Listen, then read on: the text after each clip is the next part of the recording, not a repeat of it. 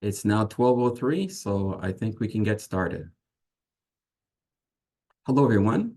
My name is Philip Rowe. I hold a senior position at R.J. Burnside & Associates, and I'm a member on the OPW Education Committee, and I'll be your moderator today.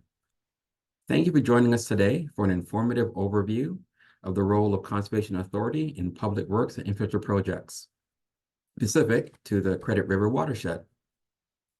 Senior Management Planning staff at Credit Valley Conservation, Dorothy Berto and Jakub Kilis will give you a detailed overview of the Conservation Authorities Act and regulations, including the newly released changes to the Ontario Regulations 41/24, and will cover the revised regulatory requirements and process.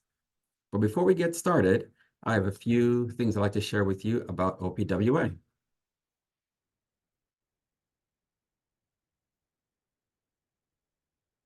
OPWA is a not-for-profit organization, professional public works practitioners. We are the Ontario chapter within the Canadian Public Works Association and one of 63 chapters of the American Public Works Association. We have about 600 members who are employed by provincial governments, municipalities, consulting engineers, utility companies, contractors, and suppliers. The chapter is also set up geographically with two branches. In the Niagara region, we have the West Central branch, and in the Ottawa region, there is the Ottawa Valley branch. OPWA's mission statement is connecting the public works community, and that's exactly what OPWA offers its members. Opportunity to connect through workshops, conferences, and social events.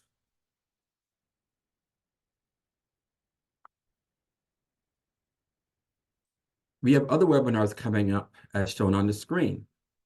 These monthly webinars help to connect memberships with technical and educational resources, as well as connecting the OPWA members who are experts or trained in their sector of public works. Next on our monthly webinar schedule is Pulse, the City Rover, getting readings on your roads with AI technology. The City of Markham, in collaboration with technology provider Visual Defense, will present City Rover, the award-winning AI-based pothole detection and management program, and its implementation in the City of Markham. Webinars is one example of providing value to our membership. Also, coming up in National Public Works Week, we'll be having our OPWA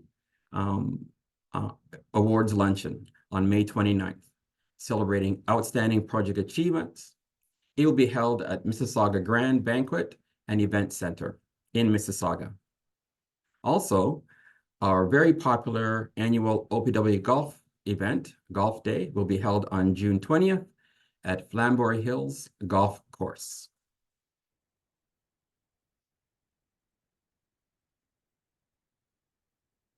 Another great way to connect with those in public works is to join an OPWA committee. Your creative ideas and volunteer assistance is always needed. These webinars are organized by OPWA Education Committee, and it's one example of some of those activities. To learn more about the chapter and its upcoming events and resources available to our membership, please visit our website.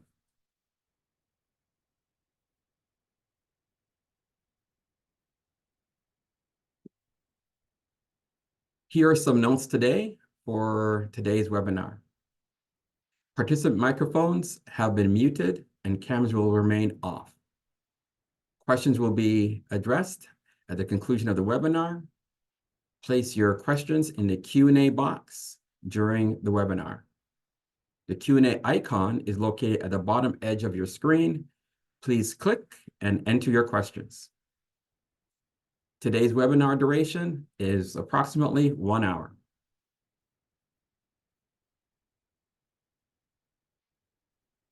I would now like to formally introduce you to our presenters from Credit Valley Conservation today. Dorothy and Jakub will be presenting their slides today. Dorothy is a registered professional planner and holds a Bachelor of Applied Arts, School of Urban and Regional Planning from Toronto Metropolitan University, and is currently the Senior Manager of Planning in the Planning and Development Services Department at CBC. She has been in this role since 2019, with prior experiences in the department in various planning roles. Dorothy has worked with CBC since 2001 and has briefly worked with the Regional Appeal in the Planning Department. Dorothy has a thorough knowledge of the Conservation Authorities Act and Natural Hazards Management, specific as it relates to the Planning Act application. Jakub Kilis is also a registered professional planner with a Bachelor of Environmental Studies in Urban and Regional Planning from the University of Waterloo. Jakub has over 20 years of experience working at conservation authorities, performing progressive roles focused in development, infrastructure planning and regulations, and permitting and enforcements. Jakub is currently the Senior Manager, Infrastructure and Regulations, and alongside with his CVC team, Jakub collaborates with municipal and industry partners to ensure resilience and effective watershed-based planning related to provincial and municipal infrastructure projects. This presentation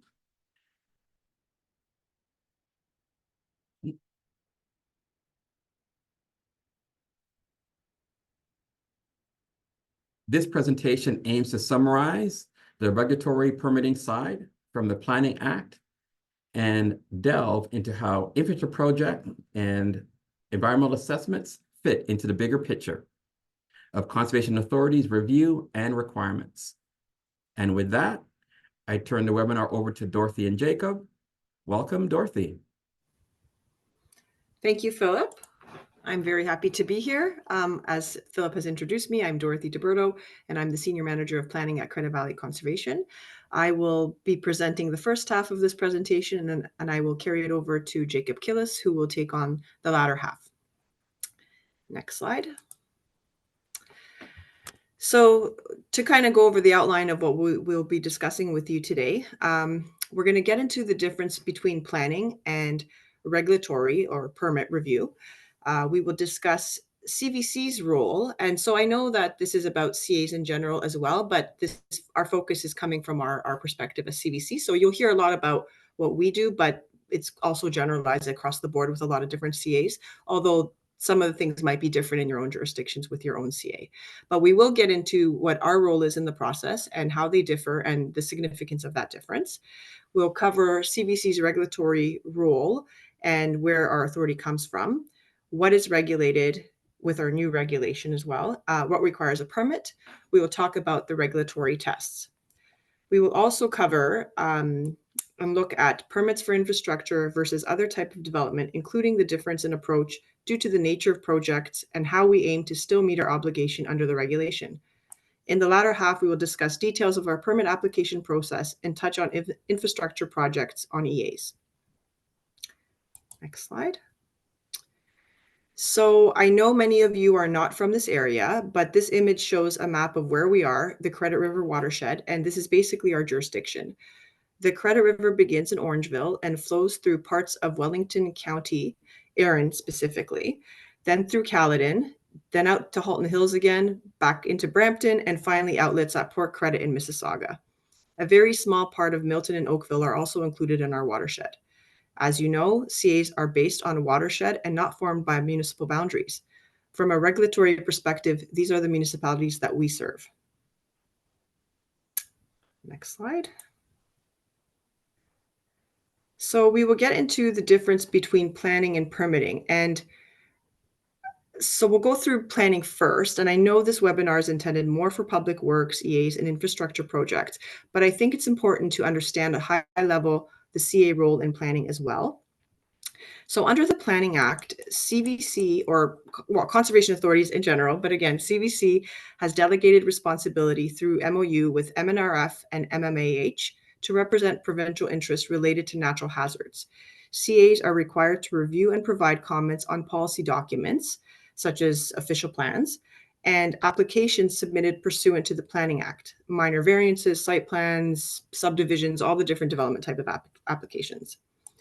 We are a watershed-based resource management agency, and so we comment as per our mandate to the municipality or other approval authority on policy documents and applications representing CVC interests as a watershed-based resource management agency. Under authority of the Conservation Authorities Act and working in conjunction with municipalities, CVC develops various tools and guidelines, including watershed plans, which recommend specific actions, targets, or approaches related to land use and resource planning to be implemented into above documents and applications. So essentially, we have a lot to offer and a wealth of research and information internally that we share with our stakeholders. We are a science-based organization and can be an excellent resource for all things watershed planning. The part that you see in red there is what we used to do prior to Bill 23.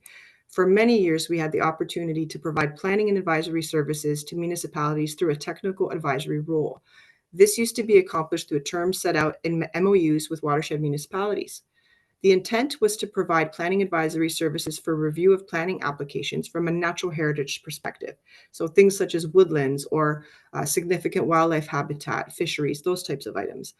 Together, CAs and municipalities would ensure the implementation of a comprehensive resource management program on a watershed basis. However, we are no longer able to enter into MOUs for this function, but we'll discuss that later. Overall, the goal during any planning process is to attempt to meet most requirements of the permitting process during planning so that we can ensure that the future permits can be issued and eliminate delays and duplication of work. Through the EA process, through an EA process, CVC is considered an interest of person, and there is an obligation to consult with CVC as a public body. We conduct a high-level evaluation at the EA planning stage to show the preferred alternative and preferred design, if applicable, that it can be implemented and that it will be able to meet our permit requirements, as we will discuss shortly. To this end, we look at having technical studies required or prepared at the EA stage. So things such as hydraulics, erosion, geomorphology, all of these should confirm that CVC's regulatory requirements are being addressed and can be met.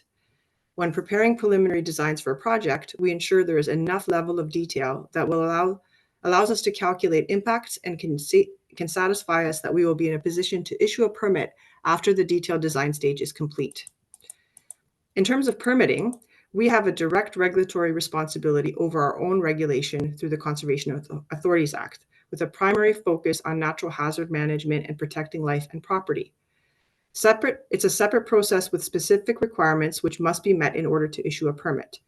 It generally happens after a planning process is complete, if one is applicable, and may require refinements, additional details beyond what was required during a planning process, including EAs. CVC and other CAs also have compliance and enforcement responsibilities and powers for permitted projects within a regulated area. We have an ability to charge and take persons who contravene our regulation to court, seek fines, and rehabilitation of unauthorized works. The key here is that we review and permit only for works within our regulated area, which would meet the definition of what requires a permit or what is not exempt, which we will cover a little later. So if the lands you are working on are not within a CA regulated area, you will not require their review or approval. Just back on EAs again, for A and A+ projects, there is no EA planning process. As such, all items required for a permit must be satisfied at the time of the permit application. Next slide. So you must have heard quite a bit of legislative changes over the little while, and just recently there's been some ERO postings, but we'll get into sort of the current situation, which is obviously Bill 23, the recent updates to the Conservation Authorities Act, and of course our new regulation. Next slide. So as of January 1st, 2023, CA roles were limited to our core mandate, which is essentially our regulation that covers natural hazards such as erosion and flooding, wetlands, and now unstable soils. Conservation of land and pollution, the water quality tests, have been removed from our regulation. What this role limitation does is remove our opportunity to support our municipal partner via MOUs in natural heritage review for such things as Planning Act applications, EAs, Aggregate Resource Acts, and others. Municipalities relied on our technical review in these areas and it left them scrambling, which I'm sure maybe some of you have felt. Up until 2023, we could provide that service. So as an example, our technical staff would review environmental impact studies or stake woodlands on behalf of the municipality and provide that review and commenting service as outlined in the MOU between the CA and the municipality. Today, however, our review is focused only on our mandate, and the municipality must find ways or resources to conduct the review of natural heritage matters on their own. Another example of this is our review of stormwater management. We can still provide the service as it relates to flood and erosion control. However, the water quality component is now deferred to the municipality.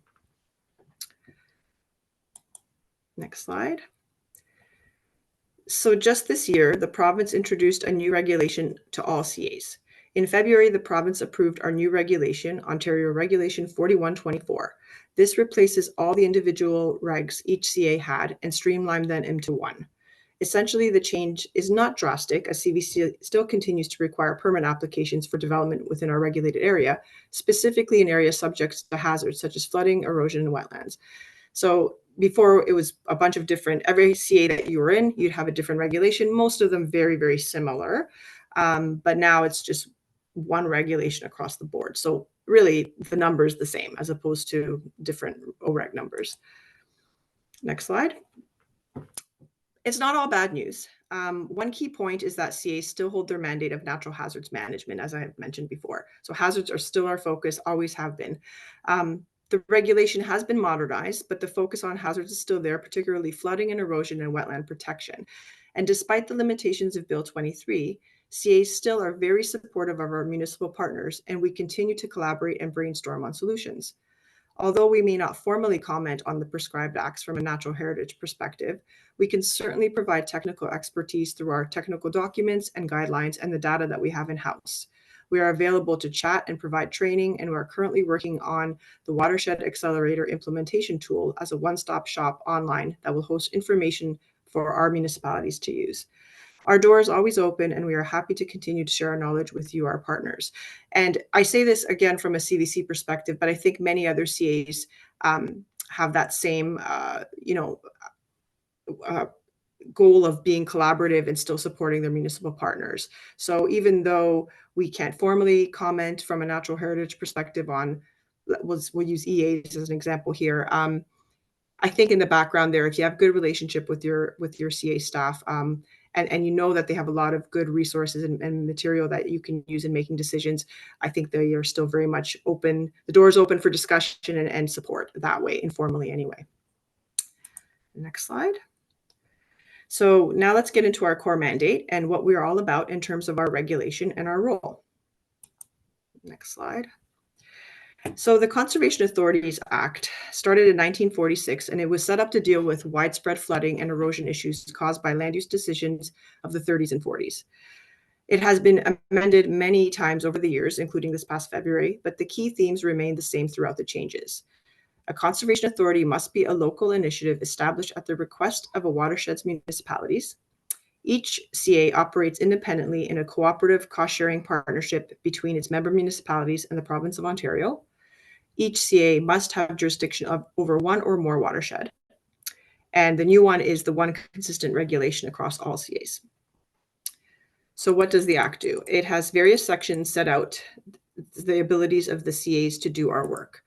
So section 20 are the objects or purpose of the authority, which is to establish and undertake in the areas of its jurisdiction a program designed to further the conservation, restoration, development, and management of natural resources other than gas, oil, coal, and minerals.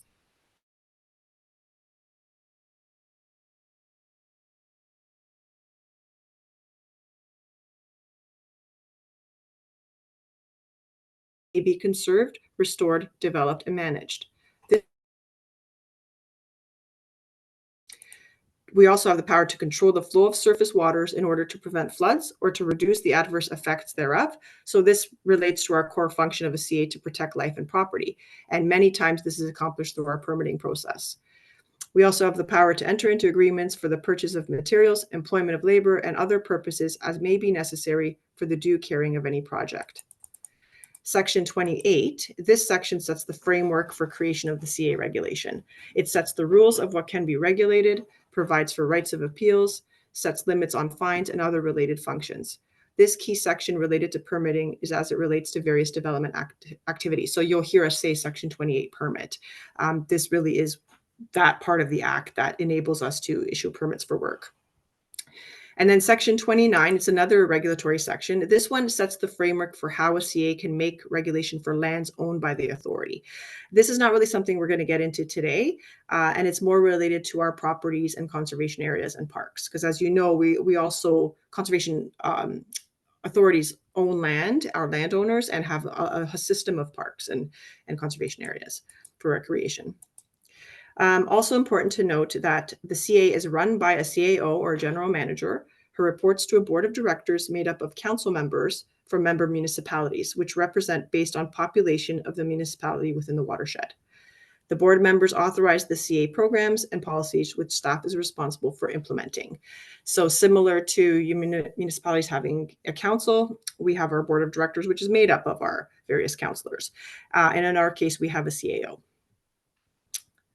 Next slide.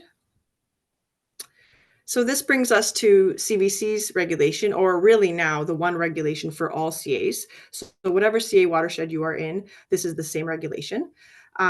It's been streamlined for all 36 CAs across the province for consistency.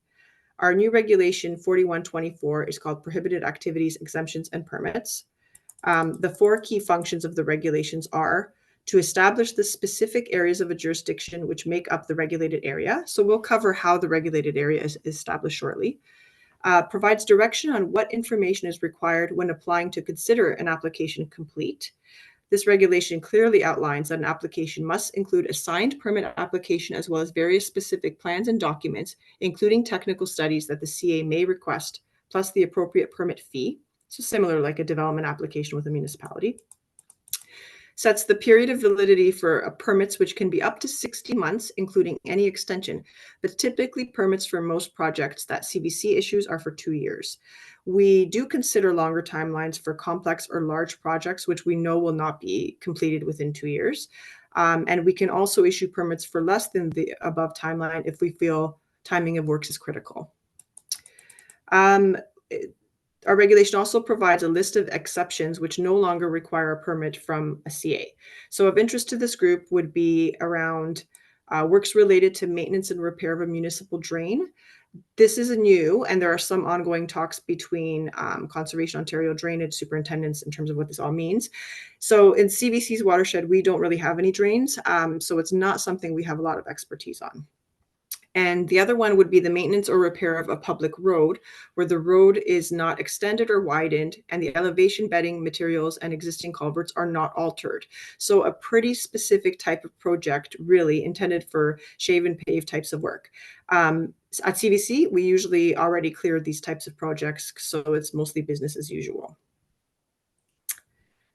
Next slide.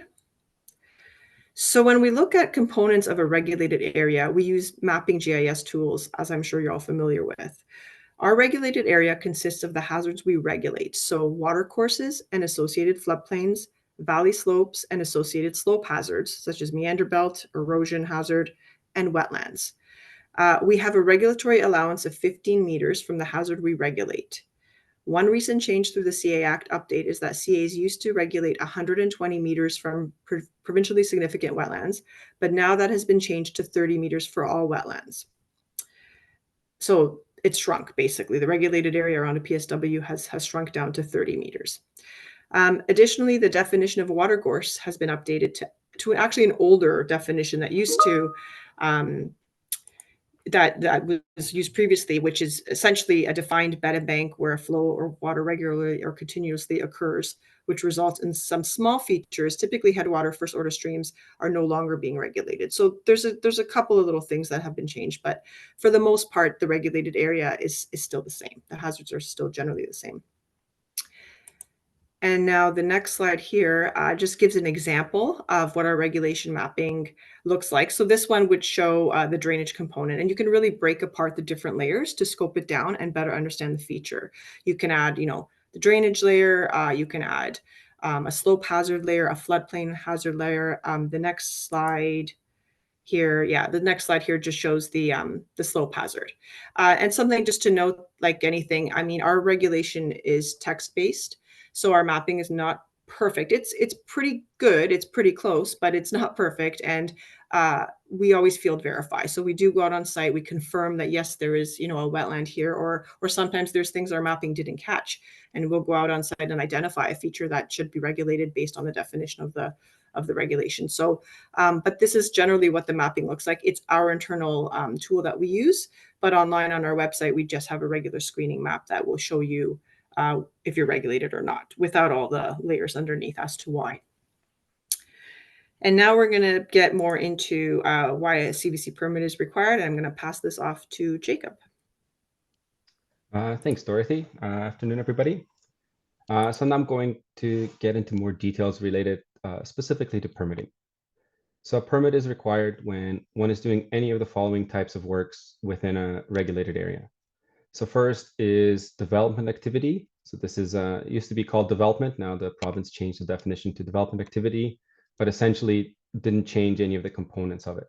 So this includes the construction, reconstruction, erection, or placement of a building or structure of any kind, aside from some new exceptions that we'll talk about shortly. So I mean, really basically building anything. The second component is change to a building or structure that would alter the use or potential use of the building, increase its size, or increase the number of dwelling units in a building or structure. So obviously the dwelling unit component mostly relates to development side of things and less so to kind of public works projects. Site grading, so that includes, you know, for example, works related to including some things around road works, road reconstruction, grading on site, things of that nature, obviously. And then the temporary or permanent placing, dumping, or removal of any material originating on site or elsewhere. Basically a catch-all for really related to fill material or moving things around on the property to ensure that even if you have a large property and you're moving things on your own property, it's still in the areas that can be supported by the CA. And then the next is any of the above development activities that occur on the Lake Ontario shoreline for CVC. Generally for other CAs, it really covers all the Great Lakes as well as the St. Lawrence River watershed. And then moving from development, the other two components are the interference or interfering in any way or altering a watercourse. So typically related to a physical change to a regulated creek or river. And then interfering in any way with a wetland, which relates to the hydrologic impact or an impact on the water balance component of a wetland, or carrying out any of those above development activities in a wetland, basically meaning you can't really build in a wetland or you need a permit to build in a wetland.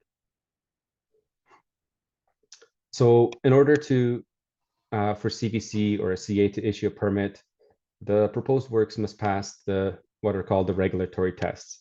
So there are 5 of these tests.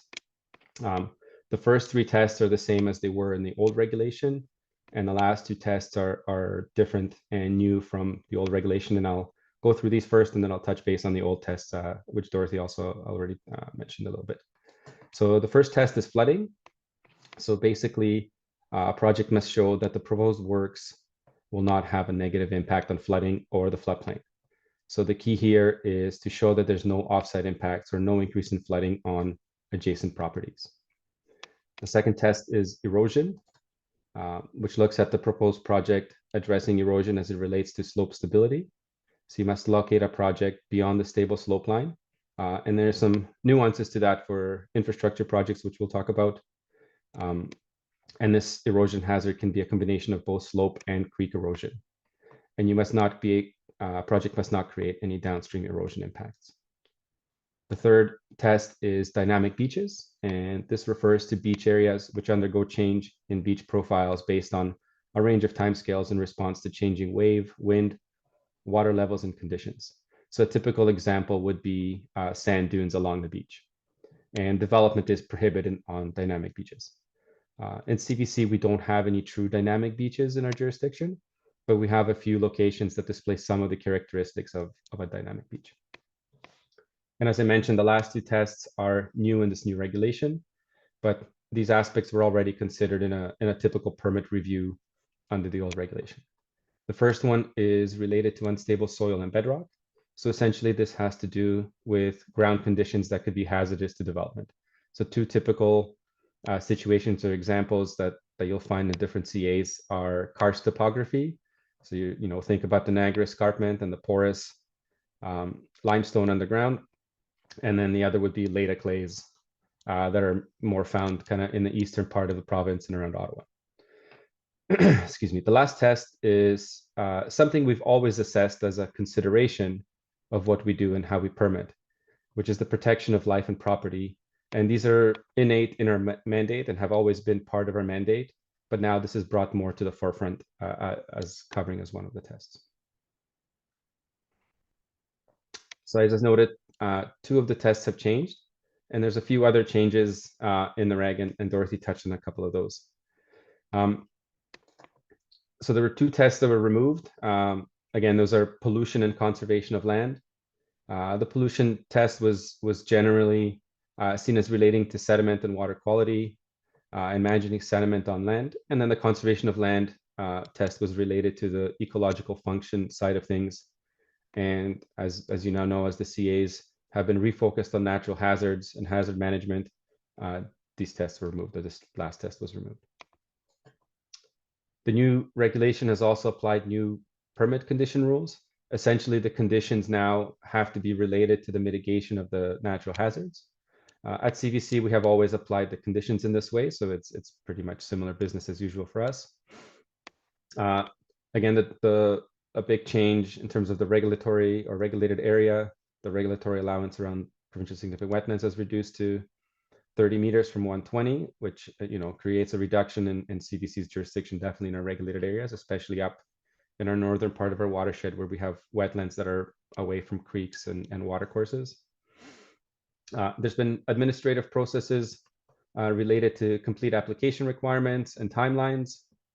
Some changes to pre-consultation and enforcement have also been modernized. So we have some higher fines, as well as abilities to do stop work orders and things of that nature that we never used to have, but municipalities obviously had in terms of bylaw related matters.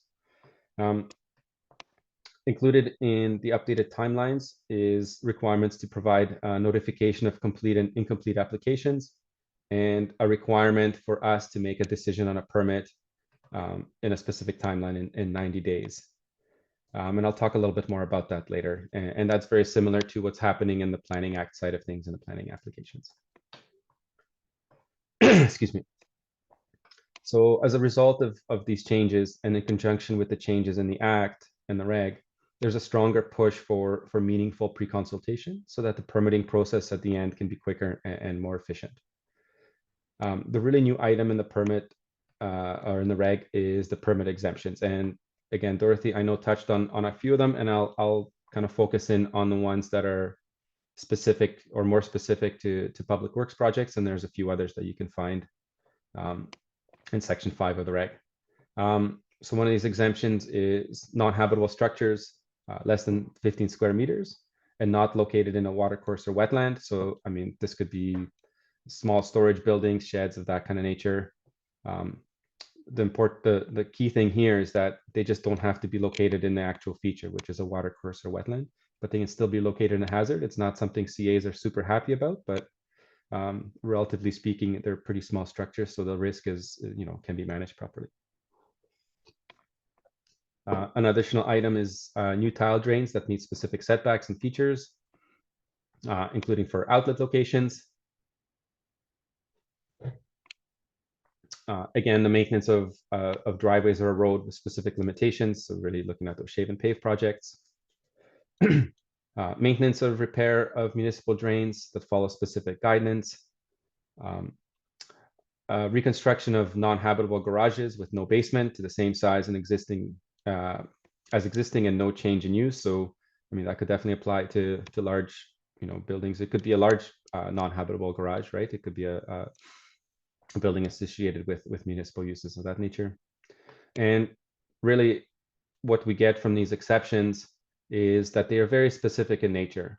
And the interpretation is that the specific items or the specific exceptions as they're written are exempt, but additional works that may be required to carry out some of these works would not be exempt. So for example, if you need to do some grading or you need to build a retaining wall to construct an accepted structure, then those additional works would still be subject to the permit requirements. So there'll be some conversations that need to be had with your local CA to make sure that if you're trying to meet the exceptions, you're within the scope of the exception. Excuse me. So now I'm just going to get into looking how CVC would typically review a permit application, and a little bit on the difference first between what a typical development review would look like versus how we review infrastructure and public works projects. So I think it's important to see the distinction, understand the distinction in how we look at infrastructure projects versus how we look at typical development projects, so whether it's housing or commercial, things of that nature.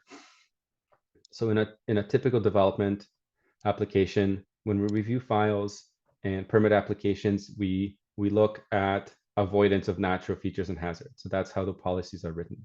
The focus and goal is to avoid the features and avoid the hazards and be outside of those hazards and establish appropriate setbacks and buffers to those features. When we look at infrastructure projects, CVC recognizes that certain types of alteration or interference or development related to infrastructure by their nature must be located in hazardous lands, potentially even in the features watercourse. So if you think of a large bridge, obviously the bridge, excuse me, abutments, or if it has piers, might be located in a watercourse or in the river. So it's not possible to stay out of those hazards. And so considering this, CVC may permit such works where all reasonable alternatives have been explored and determined not to be feasible. So this is typically done through an EA or some other comprehensive environmental study or a technical report that is supported by CVC. The idea here is that the project must demonstrate that in the opinion of CVC, those 5 tests can still be addressed. So the control flooding, erosion, dynamic beaches, and unstable soil and bedrock will not be affected, and further that there's no threat to life and property. I mentioned EAs a little bit, so just speaking and touching on EAs. As Dorothy mentioned, there's a list of prescribed acts that CAs can't comment on in terms of natural heritage. So Environmental Assessment Act is one of those prescribed acts where our role is really limited now to natural hazards. So when we look at and we review a municipal class EA or an individual EA, as the case may be, we are limited on what we can say on the various aspects of the environment. We are now solely focused on reviewing the impacts to natural hazards. So it is imperative that municipalities need to ensure that the natural heritage component impacts are still considered through appropriate internal review or third-party ecological consultants. And as Dorothy mentioned, CVC is working in our watershed with our municipal partners or for our municipal partners on the acceleration tool to provide some of those tools. Again, at CVC, we work hard to ensure that all our permitting or many of our permitting requirements are identified early at the EA stage and then can be addressed easily or more easily at the permit stage to ensure an efficient review. So CVC technical staff would review the technical reports and provide comments throughout the entire EA process. At CVC, we have a team dedicated to EA and municipal works review.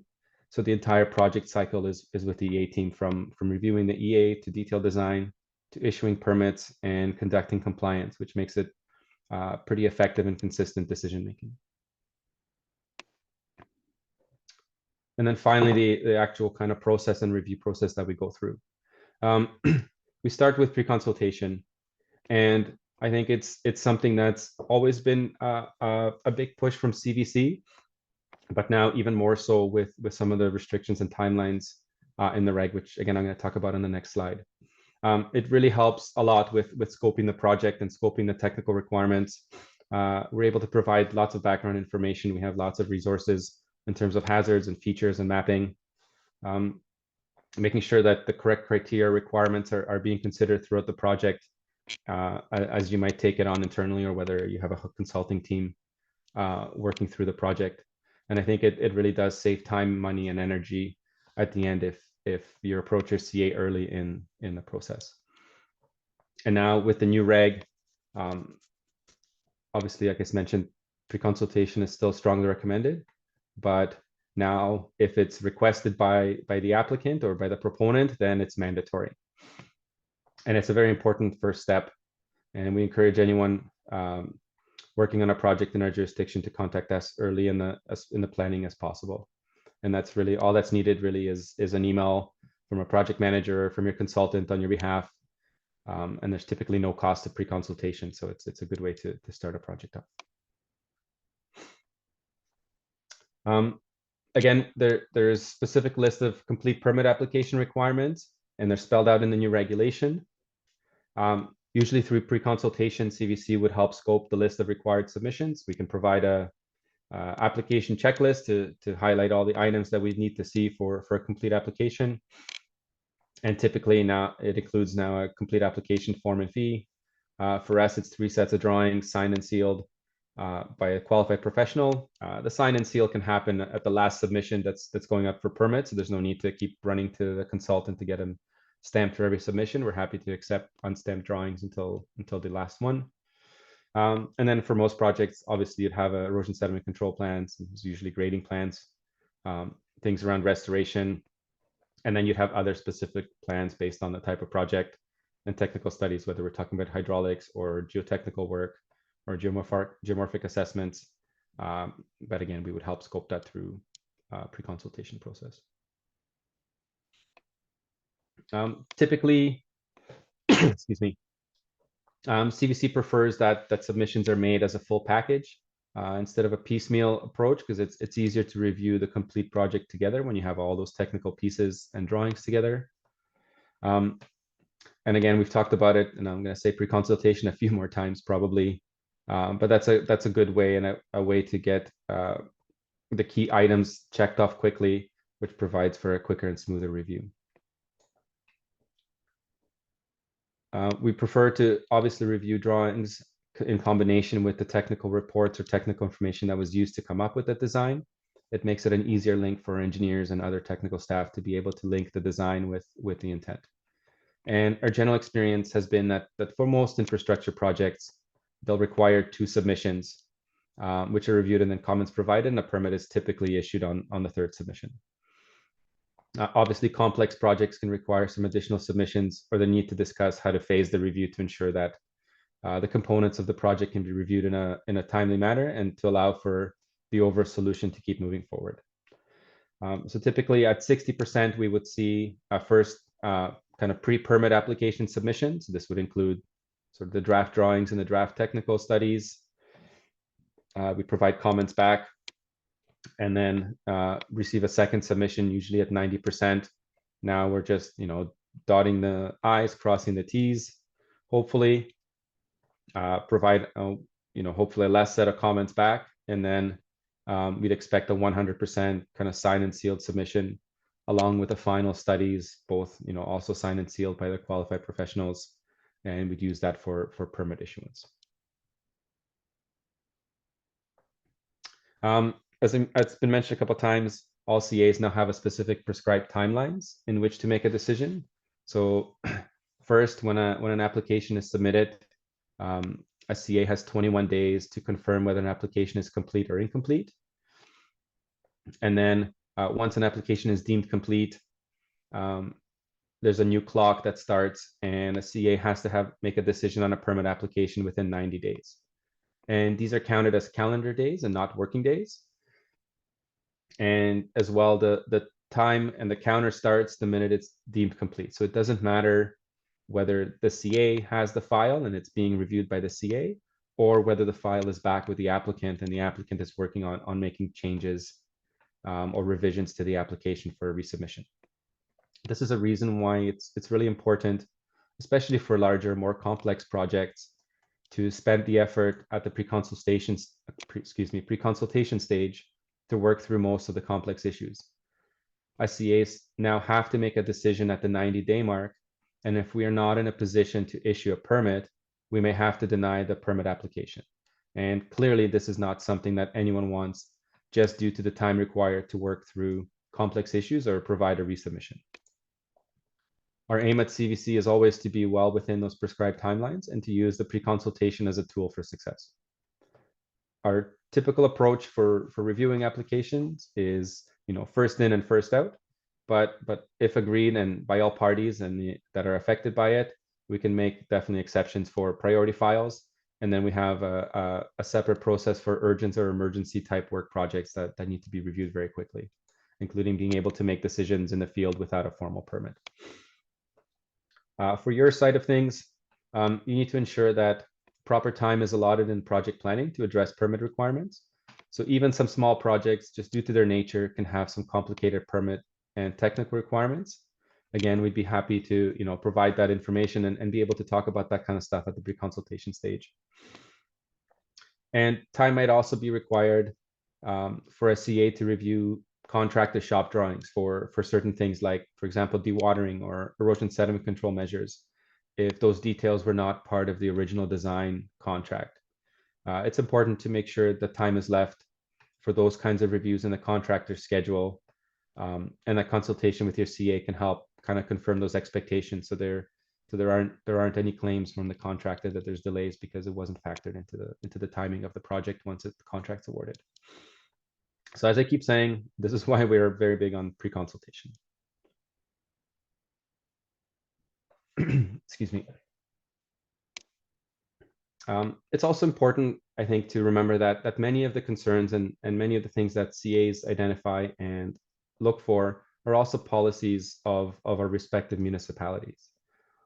Now, although CAs don't directly do it anymore, natural heritage protection is obviously a function and an important function of municipal policy. The provision of flood-free roads is a typical policy in most municipalities and definitely the ones we work with. There's a strong link between what we are doing and asking during permitting and what is also required in municipal or regional OPs. And in terms of process, we try to address most of those things or all the things as early as we can. And we're starting and we are asking for things earlier. Like, for example, for a bridge project, addressing hydraulics or geomorphology concerns during the EA stage, so that in the future at the permit stage, we're really just refining those details and already know and understand the impacts, which makes the processing, excuse me, the permitting process run smoother. So looking at the list of this, of things that are on the screen there, ensuring these kind of key items are covered in your submission or resubmission really does help us in a review of a submission quickly and efficiently, with quicker turnaround times leading to better project outcomes. If we're able to quickly match up the changes or how comments were addressed between reports and drawings, from the comments we sent out, it really does make the review much quicker. And that's it for us for now. So here's our contact information for Dorothy and I. If anyone has any questions or want to follow up after, obviously we're open to that. So please feel free to, take a picture of the site or of our email addresses, and we'd be happy to answer any questions. And I'm going to pass it back to Philip now. Thank you. Jacob, Dorothy, thank you very much for that very informative presentation. I do have a few questions here that's come online, and I'll go through them. The first question is a permit still needed for the maintenance work to replace a road crossing culvert with for light conditions, even though this culvert is in regulated lands and has mapped floodplains upstream and downstream? Thank you. Sure, I'll take that. The short answer is yes.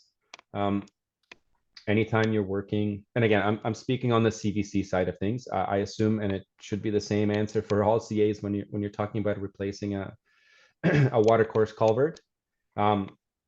Our approach is that at minimum for a project like that, we'd be looking for a like-for-like replacement. So that's a reasonable option for a crossing, especially when there's small crossings. We definitely look for opportunities for improvements if we know there's a flooding impact or a flow restriction because of the culvert size. Obviously, it's something we would talk with our municipal partner about, but there's an opportunity to improve that crossing. But a like for like is the minimum requirement, and yes, a permit is still required.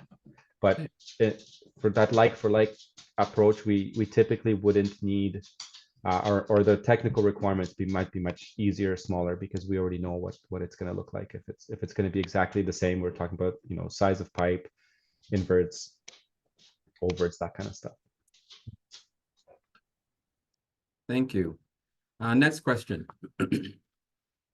Does every CA have a similar team / structure to review infrastructure projects, i.e. a dedicated EA team? I'll take that too. I wish I could say yes. Definitely in the GGH area, there's more of these teams, and more the conservation authorities just have, you know, there's a wealthier tax base, because the amount of money we get from municipality is kind of you know, there's a legal formula for how we get funded. So certainly if you're looking at, you know, TRCA or Halton or CVC down into Niagara, I think there's a few EA teams. I think as you get out into the smaller CAs, I'm not very familiar with the ones out east when we were talking about towards Ottawa or Kingston. So it's certainly not the norm.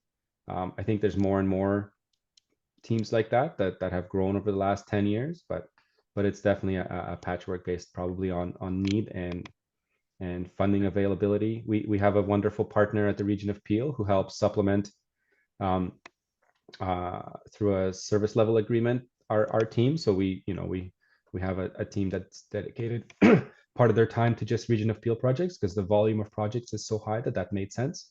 Right. But I think every CA has their own kind of approach. I know CH has something similar as well, so Okay. it's not the norm. All right. Moving on to the next question. Would CAs provide pre-consultation services during procurement phase, i.e. prior to the RFP release? And before you answer that, I'm just going to skip down. Just there was kind of a qualifier that was added to it as well. To clarify, the above refers to RFPs for environmental assessments. Sure. Oh, 3 for 3 for Jacob. Yes, at CVC we definitely do. Many times we've worked with our municipal partners to help scope RFPs, whether it's for the detailed design assignment, construction assignment, whether it's for contract administration and aspects that would be of interest to us, or for the EA phase. So certainly at CVC, again, I think from CA to CA would really depend on the capacity of staff to be able to do that. But at CVC, it's definitely something we do with our municipal partners. Okay. And a question we have all the time, could the presentation material be shared?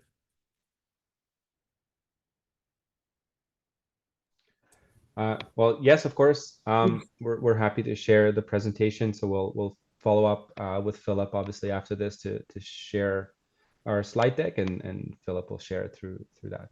And again, as I offered in our presentation, if anyone has any future questions specific to Dorothy or I, we'd be happy to answer if you just want to follow up by email or phone call. Yeah, we will arrange with CVC and have their slide deck on our OPWA site for our members after we've completed here. And I have one more questions. Oh, a couple of ones just come in.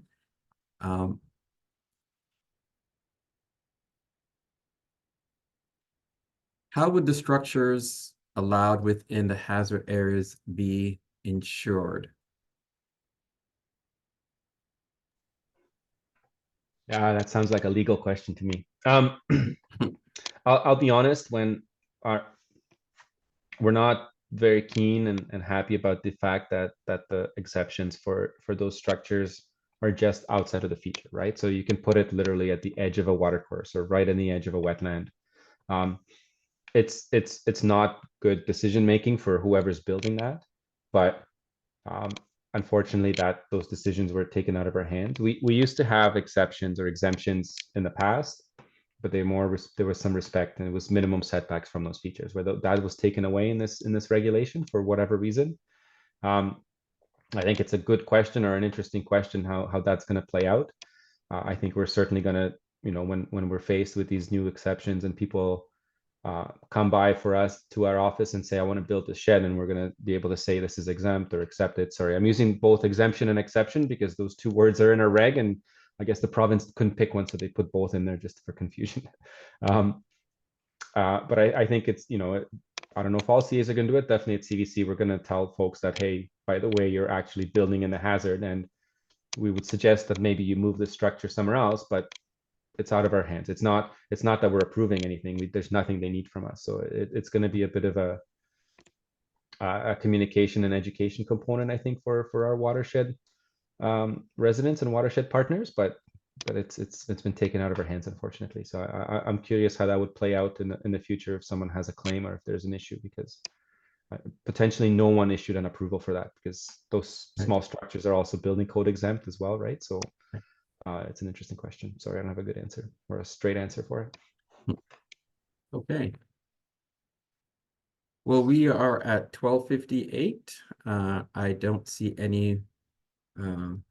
Oh, as I'm closing, I got one more question here. So, got here. Hi, as an FYI, any who are attending the OSET CTEC or CET can use attending this terrific webinar towards their mandated CPDs. I think I'll put that out there.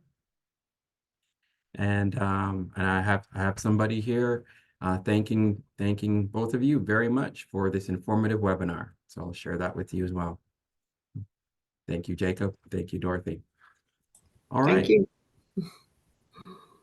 So with that, we're going to close the webinar. Again, I think this was incredibly great timing for this presentation with the recent changes. I certainly learned a lot in terms of management, and I've worked with CVC for a good chunk of my career and have benefited from an EA dedicated group there. So I would like to see that in other CAs as well, because I certainly see the benefits of it.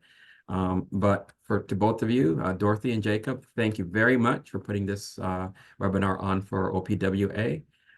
Greatly appreciated. And for our membership, I'd like to thank both of you.